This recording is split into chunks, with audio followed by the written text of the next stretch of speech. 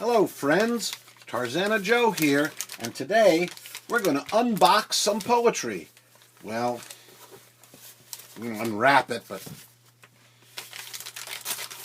let's see what we have. Oh boy, it's a special day. We have two books. One is called The 100 Best Poems of All Time.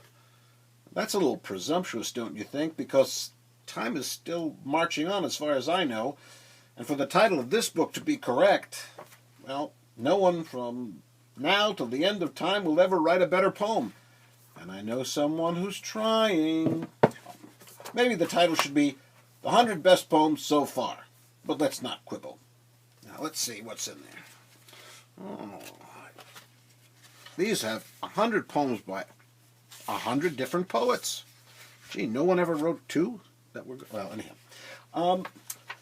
This is an anthology. I had an Aunt Kate and an Aunt Tilly, but I never had an anthology. That's because I'm not Greek. Anthology comes from the Greek words meaning a gathering of flowers. Now, isn't that poetic? Let's see who's in here. Let's see. Oh, well, of course we have the Iliad by Homer, or perhaps many Homers. Did you know that the Iliad was composed before there was a written Greek language? Most of us never were able to read the whole thing, but a bunch of Greeks memorized it. And that's because they didn't have cable. And now we have Chaucer from the Canterbury Tales. Chaucer was a stand-up poet. He performed at court, and he was quite the favorite in the king's lounge, and perhaps also in the ladies' chamber. And of course, there's Dante, the Inferno. Many poets have gone to hell. Dante, Virgil, Orpheus, and maybe all poets will eventually, but only Dante went to heaven. And finally, let's take a look here at Longfellow, Henry Wadsworth Longfellow. Back in the day, when poets were stars, this man was a superstar.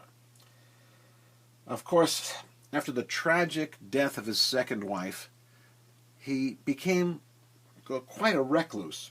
And the story goes that one day a young woman knocked on the door of his house. He answered the door and she said, "Is this the house where Longfellow died?"